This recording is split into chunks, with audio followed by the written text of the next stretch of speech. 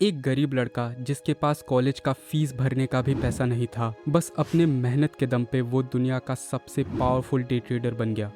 साल 2008 जब पूरी दुनिया इकोनॉमिक क्राइसिस से गुजर रही थी और शेयर मार्केट बहुत बुरी तरीके से क्रैश हो रहा था, इस बंदे ने अपने ज़िंदगी का सबसे बड़ा रिस्क लिया। जनरली जब मार्केट क्रैश करता है सब लोग फ्यूचर्स में शॉर्ट सेल करते हैं, पर इस लड़के का ट्रेडिंग सिस्टम बाय करने का सिग्नल दिखा रहा था और इसने फ्यूचर्स के लॉट भर भर के बाय किया। इसने फ्यूचर्स में 100 गुना लेवरेज ले लिया, वो भी विदाउट एनी स्टॉप लॉस। और अब अगर मार्केट यहाँ से 1% भी नीचे गया तो इस ट्रेडर का सारा कैपिटल वाइप आउट हो जाएगा। पर मज़े की बात है, ऐसा हुआ नहीं। सिर्फ कुछ हफ्तों में मार्केट बॉटम से 19% रैली कर गई और इस ट्रेडर का प्रॉफिट 120 करोड़ रुपए। इनफैक्ट इसने बाद में एक ऐसा ट्रेडिंग एल्गोरिदम बनाया जिसका इस्तेमाल करके ये पर डे 4 करोड़ रुपए बना रहा था, पर इसके बारे में हम वीडियो में आगे बात करेंगे। दोस्तों, ये कहानी है ट्रेडिंग लेजेंड नविंदर सिंह सराव की, जिसने अपने पूरे ट्रेडिंग करियर में 500 करोड़ से भी ज़्यादा पैसा बनाया और पूरे शेयर मार्केट को अपने सामने झुकने पे मजबूर कर दिया। नविंदर के पेरेंट्स पंजाब में काफ़ी ख़राब फाइनेंशियल कंडीशन का सामना कर रहे थे, इसलिए उन्होंने सोचा कि अगर वो लंदन मूव कर जाए तो शायद वो काफ़ी ज़्यादा पैसा बना पाएंगे और अपने बच्चे को भी एक अच्छा फ्यूचर प्रोवाइड कर पाएंगे। पर लंदन में आने के बाद नविंदर के पेरेंट्स को समझ आया कि लंदन की ज़िंदगी तो इंडिया से भी टफ है, क्योंकि लंदन में एक तो हर चीज़ काफ़ी महंगा है और टैक्सेस भी काफ़ी हाई है। लेकिन नविंदर के पेरेंट्स ने गिव अप नहीं किया। हर एक इंडियन माँ बाप की तरह नविंदर के पेरेंट्स भी चाहते थे कि नविंदर एक अच्छे कॉलेज से अपना ग्रेजुएशन करे, इसलिए उन्होंने लंदन में ही मल्टीपल जॉब्स में काम किया ताकि वो नविंदर का एक अच्छे कॉलेज में एडमिशन करा सके। फाइनली नविंदर का ब्रूनेल कॉलेज में एडमिशन हो जाता है कंप्यूटर साइंस कोर्स में, और यहीं से नविंदर का ट्रेडिंग जर्नी शुरू होता है, जिसके बारे में हम आगे बात करेंगे। कॉलेज में नविंदर ने काफ़ी सारे दोस्त बनाए। इनमें से एक दोस्त हमेशा अपने पैसे का दिखावा करता था। वो नए नए जैकेट्स खरीदता था, एक्सपेंसिव घड़ियाँ खरीदता था, लेटेस्ट आईफोन खरीदता था और हर 1-2 दिन में फैंसी रेस्टोरेंट्स में खाना भी खाता था। इस दोस्त के पास हमेशा एक्स्ट्रा कैश होता था मज़े करने के लिए, जबकि ये बंदा भी नविंदर की तरह एक बहुत ही सामान्य मिडिल क्लास फैमिली से था। तो नविंदर को समझ नहीं आता था कि इसके पास इतना एक्स्ट्रा कैश आता कहाँ से है। इसलिए एक दिन अकेले में नविंदर ने इस बंदे से पूछा कि भाई तेरे पास इतना पैसा आता कहाँ से है। पहले तो इस बंदे ने नविंदर को कुछ भी बताने से मना कर दिया, पर जब नविंदर ने थोड़ा प्रेशराइज किया तो इस बंदे ने नविंदर को बताया कि इसने एक बहुत ही क्लेवर टेक्निक निकाला है फ्री में पैसा बनाने का। ये सुनकर नविंदर बिल्कुल शॉक हो गया। इस बंदे ने बताया कि इसको जो स्टूडेंट लोन का पैसा मिला था उस पैसों को ये अपने ट्रेडिंग अकाउंट में ट्रांसफ़र करके शेयर मार्केट में ट्रेडिंग करता है और वहाँ से अच्छा खासा इनकम जनरेट करता है। नविंदर को ये पैसा बनाने का अनोखा स्ट्रैटेजी तुरंत पसंद आ गया। इंटरनेट पे ट्रेडिंग के ऊपर जितने भी आर्टिकल्स थे नविंदर ने सारे पढ़ डाले। उसने ट्रेडिंग और शेयर मार्केट के ऊपर किताबें भी पढ़ना चालू कर दिया। नविंदर ने अपना सारा टाइम ट्रेडिंग सीखने में लगा दिया। He became obsessed with trading. और सिर्फ कुछ ही महीने बाद नविंदर अब काफ़ी कॉन्फिडेंट है अपनी ट्रेडिंग स्किल्स को लेकर।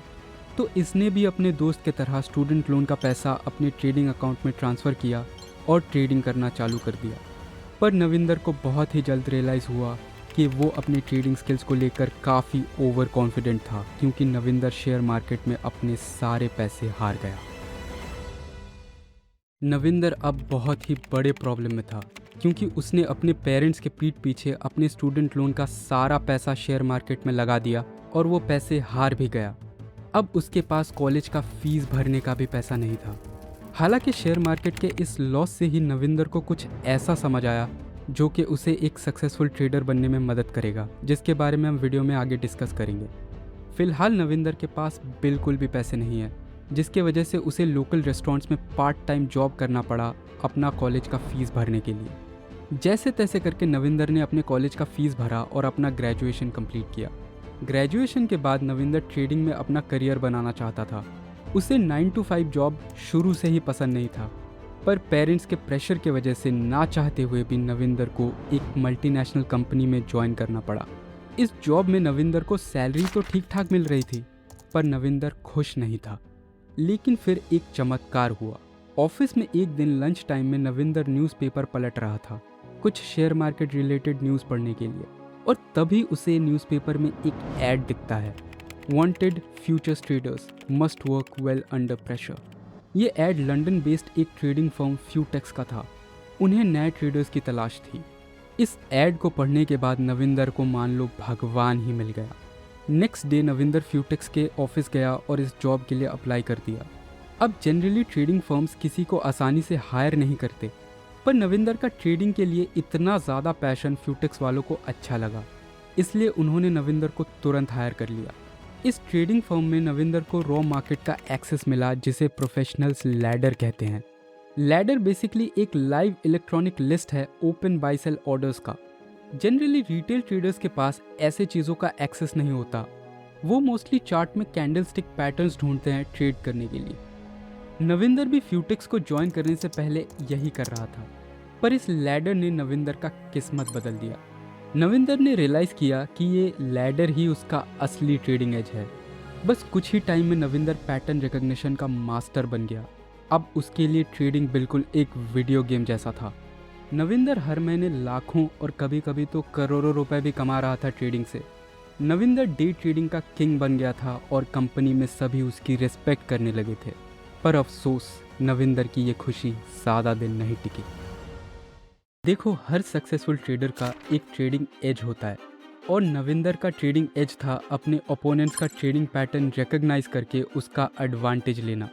बट समहाउ ये टेक्निक अब काम नहीं कर रहा था। नविंदर के प्रॉफिट्स दिन बर दिन घटते जा रहे थे। इसके वजह से नविंदर बहुत ज़्यादा अपसेट भी था। उसे समझ ही नहीं आ रहा था कि ये हो क्या रहा है मार्केट में। पर फिर एक दिन दोपहर को नविंदर ने मार्केट में एक बहुत ही अजीब चीज़ नोटिस किया। उसने देखा कि मार्केट में हर 10 में से 9 ऑर्डर्स एग्जीक्यूट होने से पहले ही कैंसिल हो जा रहा है, और ऐसा काफ़ी ह्यूज क्वांटिटी में हो रहा था। इसको शेयर मार्केट की दुनिया में स्पूफिंग कहा जाता है, जहां बड़े अमाउंट में ऑर्डर डाल के उन्हें एग्जीक्यूट होने से पहले ही कैंसिल कर दिया जाता है। स्पूफिंग की मदद से किसी भी शेयर का प्राइस मैनिपुलेट किया जा सकता है, और जनरली ये बॉट्स का इस्तेमाल करके किया जाता है, क्योंकि बॉट सेकंड्स में ऑर्डर डाल सकते हैं और कैंसिल भी कर सकते हैं। नविंदर को समझ आ गया कि ये कोई छोटे ट्रेडर का काम नहीं हो सकता। इस खेल में काफ़ी बड़े प्लेयर्स का हाथ है, जिनके पास बिलियंस ऑफ डॉलर्स है, और ये लोग मार्केट को मैनिपुलेट करके अपनी जेबें भर रहे थे, जिसके वजह से छोटे ट्रेडर्स को भारी लॉस का सामना करना पड़ रहा था। नविंदर ये नहीं होने दे सकता। उसने डिसाइड किया कि वो इसका बदला ज़रूर लेगा। नविंदर ने भी अपने लिए एक ट्रेडिंग बॉट प्रोग्राम करना चालू कर दिया, और कुछ ही हफ्तों में उसका ये ट्रेडिंग बॉट बनकर रेडी हो गया। नेक्स्ट डे उसने इस बॉट को अपने ऑफिस के ट्रेडिंग सिस्टम में इंस्टॉल किया, और ये बॉट बिल्कुल एक मैजिक की तरह काम कर रहा था। नविंदर के प्रॉफिट्स रातों रात डबल हो गए। एक बार फिर से नविंदर डे ट्रेडिंग का राजा बन गया।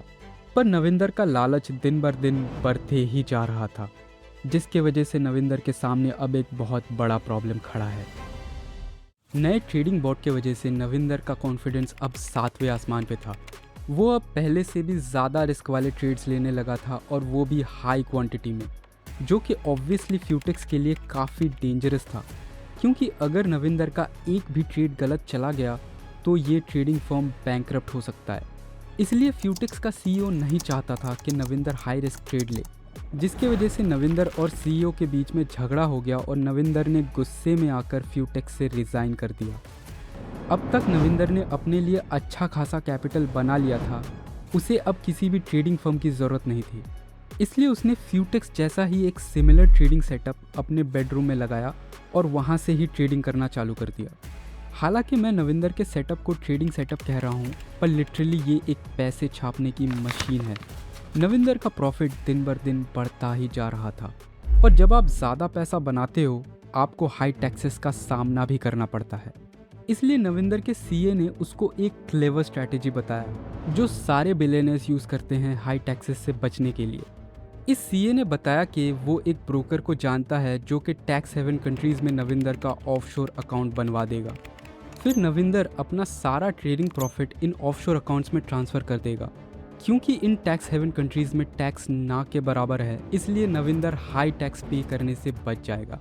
नविंदर को ये आइडिया बहुत अच्छा लगा। उसने तुरंत इस ब्रोकर के साथ एक अपॉइंटमेंट फिक्स किया और ऑफशोर अकाउंट बनवाने का सारा पेपर वर्क कंप्लीट कर लिया। अब नविंदर पहले से भी ज़्यादा पैसा बनाने को रेडी है। सब कुछ बढ़िया चल रहा था, पर फिर एक दिन न्यूज़ आता है कि अमेरिका का एक बहुत बड़ा बैंक लेमन ब्रदर्स कोलैप्स हो गया है। यह है साल 2008। लेमन ब्रदर के कोलैप्स ने पूरे दुनिया को हिला के रख दिया है। सारा वॉल स्ट्रीट पैनिक में था और दुनिया भर के शेयर मार्केट्स बुरी तरीके से क्रैश हो रहे थे।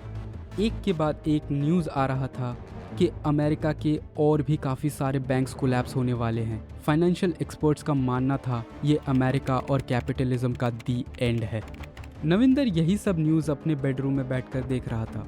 जनरली जब मार्केट या इकोनॉमी के बारे में नेगेटिव न्यूज़ चलता है तो ज़्यादातर ट्रेडर्स फ्यूचर्स में शॉर्ट सेल करते हैं, पर यहाँ नविंदर का दिमाग कुछ अलग ही चल रहा था। नविंदर को लग रहा था कि अमेरिका अपने इकोनॉमी को ऐसे ही बर्बाद नहीं होने देगा। अमेरिकन गवर्नमेंट ज़रूर कुछ ना कुछ करेगी अपने इकोनॉमी को बचाने के लिए। इसलिए नविंदर ने हाई लेवरेज के साथ फ्यूचर्स में लॉट भर भर के बाई किया। नविंदर ने अपना सारा कैपिटल दांव पे लगा दिया और अब अगर मार्केट 1% भी नीचे गया तो नविंदर का सारा कैपिटल वाइप आउट हो जाएगा। इस वक्त नविंदर ने अपने ज़िंदगी का सबसे बड़ा रिस्क लिया है। पर मज़े की बात है, नविंदर का कैलकुलेशन बिल्कुल सही निकला। नविंदर ने अपना ट्रेड फ्राइडे को प्लेस किया था और मंडे को ही यूएस गवर्नमेंट ने अपने इकोनॉमी को बचाने के लिए $700 बिलियन का बेल आउट पैकेज अनाउंस कर दिया। बस फिर कुछ हफ्तों में मार्केट बॉटम से 19% रैली कर गई और नविंदर का प्रॉफिट 120 करोड़ रुपए। पर सिर्फ इतना ही नहीं, अब आगे नविंदर एक ऐसा ट्रेडिंग एल्गोरिदम बनाने वाला है जिसके मदद से वो डे ट्रेडिंग में पर डे 4 करोड़ रुपए बनाएगा। 2008 के क्राइसिस के बाद बिलियनियर्स और हेज फंड्स बहुत ज़्यादा टेक फोकस्ड हो गए। वो ट्रेडर्स से ज़्यादा कोडर्स को हायर कर रहे थे जो इनके लिए काफ़ी कॉम्प्लिकेटेड ट्रेडिंग एल्गोरिदम प्रोग्राम कर रहे थे, जिसकी मदद से इन हेज फंड्स ने मार्केट में अपनी मोनोपोली बना ली थी। और ये छोटे ट्रेडर्स जो मैनुअली अपना ट्रेड प्लेस करते हैं उनके लिए एक बहुत बड़ा प्रॉब्लम था, क्योंकि वो इन हेज फंड्स के वजह से अपना बहुत पैसा लूज़ कर रहे थे। इवन नविंदर का ट्रेडिंग बोर्ड भी इन हेज फंड्स के पावरफुल ट्रेडिंग एल्गोरिदम का मुकाबला नहीं कर सकता था। इसलिए नविंदर ने एक डिफरेंट प्लान बनाया। उसका प्लान था एक ऐसा ट्रेडिंग एल्गोरिदम बनाने का जो इन हेज फंड्स के बॉट को मिसगाइड करेगा। बेसिकली नविंदर का एल्गोरिदम बहुत ही लार्ज क्वांटिटी में बाय या सेल ऑर्डर प्लेस करेगा, जिसकी वजह से हेज फंड्स के बॉट्स को लगेगा कि कोई बल्क ऑर्डर आ रहा है और वो बॉट्स उस डायरेक्शन में मूव करेंगे इन बल्क ऑर्डर्स को फुलफिल करने के लिए। पर इससे पहले कि हेज फंड के बॉट्स इन ऑर्डर्स को फुलफिल कर पाए, नविंदर का एल्गोरिदम अपने सारे ऑर्डर्स कैंसिल कर देगा और हेज फंड्स के बॉट धूल चाटते रह जाएंगे और उनका फंक्शनैलिटी डिसरप्ट हो जाएगा। नविंदर ने इस एल्गोरिदम पे काफ़ी महीनों तक काम किया और फाइनली ये एल्गोरिदम बनकर रेडी हो गया। अब इस नए एल्गोरिदम के मदद से नविंदर पहले से भी ज़्यादा पैसा बना रहा था। हर दिन वो डे ट्रेडिंग से 4 करोड़ रुपए बना रहा था और सिर्फ एक साल में उसका पोर्टफोलियो 120 करोड़ से ग्रो होकर 300 करोड़ रुपए बन गया। पर नविंदर के इस नए ट्रेडिंग एल्गोरिदम की वजह से बड़े बड़े हेज फंड्स को हज़ारों करोड़ों रुपए का नुकसान हो रहा था और अब ये हेज फंड्स साजिश रच रहे थे नविंदर को बर्बाद करने की। 2 मई 2010 ग्रीस का इकॉनमी बैंकरप्ट हो चुका था और ग्रीस के सड़कों पे लोगों का भारी प्रोटेस्ट हो रहा था उनके गवर्नमेंट के अगेंस्ट। नविंदर को पता था इस इवेंट का असर ग्लोबल मार्केट्स पे पड़ेगा, इसलिए उसने अपना ट्रेडिंग सिस्टम चालू किया और अपने नए एल्गोरिदम को एक्टिवेट कर दिया। इस एल्गो ने यूएस के फ्यूचर्स मार्केट को शॉर्ट सेल करना चालू किया। पहले 5 मिनट में इस एल्गो ने 900 करोड़ रुपए का सेल ऑर्डर पुश किया मार्केट में और जैसे जैसे टाइम बीतता गया ये एल्गो और भी ज़्यादा सेल ऑर्डर्स पुश करता गया। सिर्फ कुछ घंटों में इस एल्गो ने 20,000 करोड़ रुपए से भी ज़्यादा का सेल ऑर्डर प्लेस कर दिया था।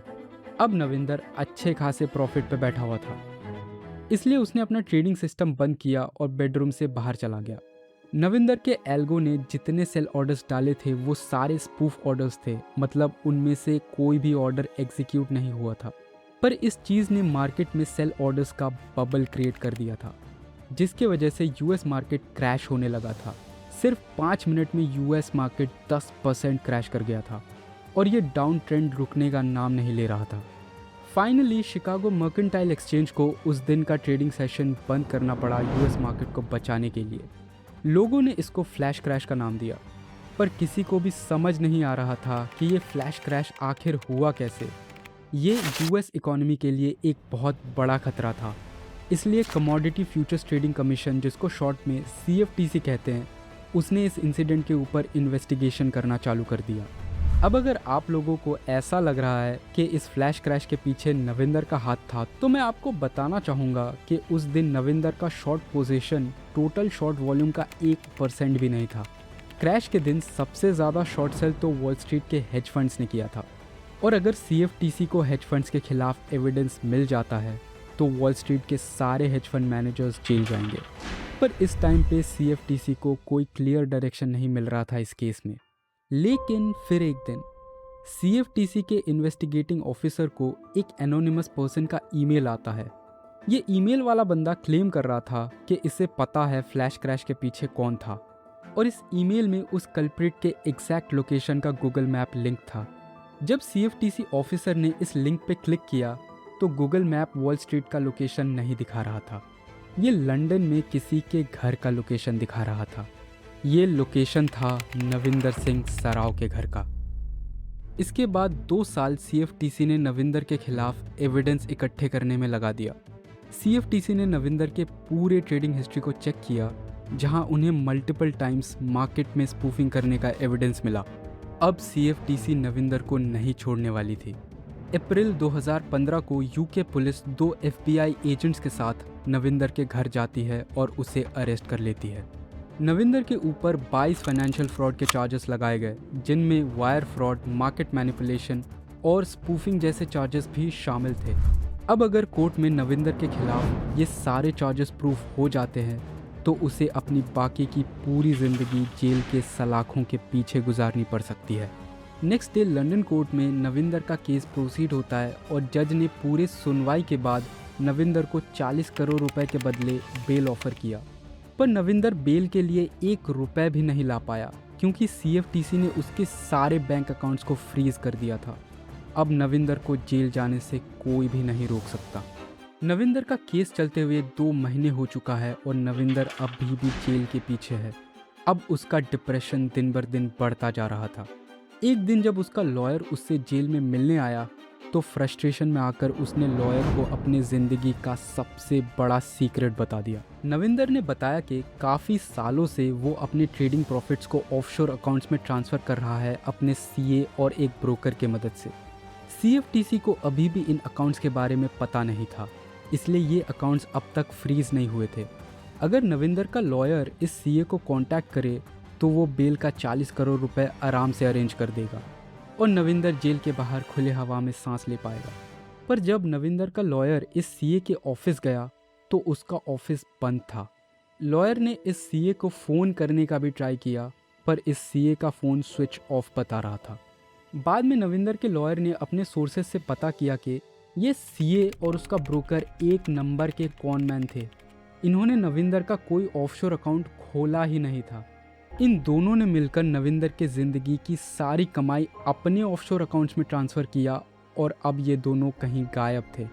नविंदर का आखिरी उम्मीद भी अब टूट चुका था और नविंदर के लिए दिस गेम इज़ ओवर। 2016 में नविंदर को लंदन से US ले जाया जाता है केस के फर्दर प्रोसीडिंग्स के लिए, और USA का कोर्ट ट्रायल लंदन कोर्ट से काफ़ी ज़्यादा हार्श होने वाला था नविंदर के लिए।